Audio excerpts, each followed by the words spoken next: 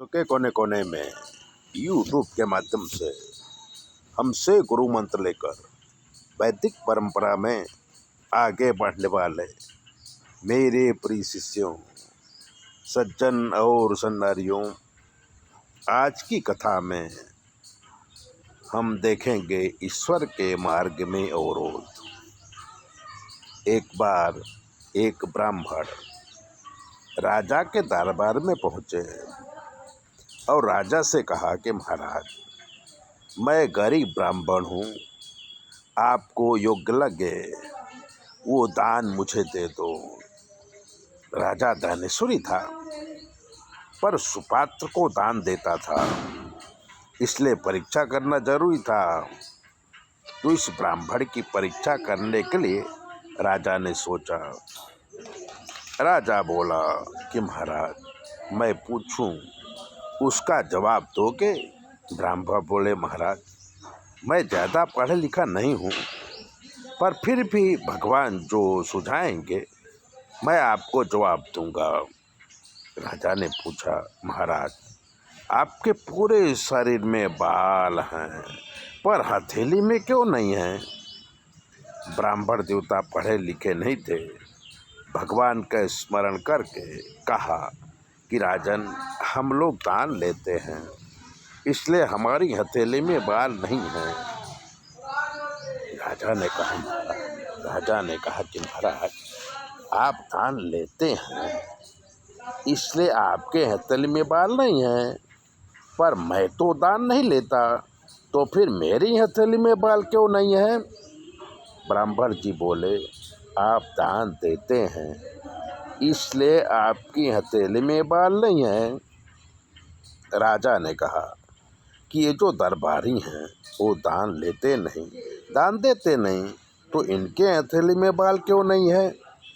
ब्राह्मण देवता बोले कि महाराज, जब आप दान देते हो और कोई दान लेता है तो ये लोग देखते हैं और हथेली मलते हैं जलन के मारे, इसलिए इनके हथेली में बाल नहीं है। राजा ब्राह्मण के जवाब से बहुत प्रसन्न हुए और बहुत सा धन दान कर दिए।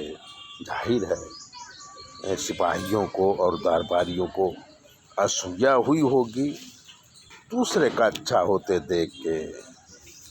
जलन जो होती है उसी को असूया कहते हैं। असूया ही मत्सर है, जो असूया है वो मत्सर है, मानव की उन्नति में विघ्न डालने वाला मत्सर है। असूया ईर्षा है। असूया और मत्सर में ज़्यादा भेद नहीं है।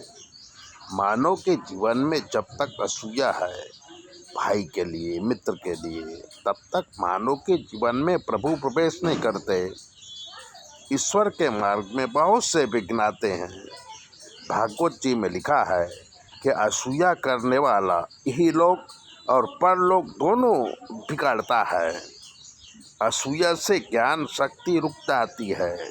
बुद्धि में असूया होती है तो भगवत चिंतन नहीं होता। मन की असूया दूर करोगे तो परमात्मा का स्वरूप मन में आएगा। जीव जब तक अपनी इच्छा भगवत इच्छा में मिला देता है तब भक्ति मार्ग में आगे बढ़ता है और ईश्वर से मिलन होता है। ईश्वर के साथ एक रूप को अत्रि कहते हैं। जीव अत्रि बने तब उसकी बुद्धि अनसूया बन जाती है। किसी के गुणगान सुनकर जब जलन हो उसे असूया कहते हैं। किसी को बहुत धन मिले, रूप मिले और उसे देख के जलन हो, उसे असूया कहते हैं। असूया से बुद्धि बिगड़ती है। किसी का दुख वो मेरा दुख, किसी का सुख वो मेरा सुख, किसी को सुखी देखकर प्रसन्न हो जाए, ये तो प्रसन्न हो जाए तो ईश्वर आपके ऊपर प्रसन्न हो जाएंगे, आपको अपनी शरण में ले लेंगे। जब भगवान प्रसन्न होते हैं तो भगवान हमको शरण में ले लेते हैं। ऐसी ही बातें जानने के लिए चैनल को सब्सक्राइबर कर दीजिए, लाइक कर दीजिए हमारा काम ज्योतिष का है। हम कुंडली देख के ज्योतिष बताते हैं। अगर आप अपनी कुंडली दिखाना चाहते हैं तो 9825200108 पर फ़ोन करके कुछ भी पूछ सकते हैं। हमें सुनाई नहीं देता। हमारा जवाब आपका फ़ोन हमारी बेटी उठाएगी और जवाब हम दे देंगे। चैनल सब्सक्राइबर ज़रूर करें और दूसरों को भी भेजें।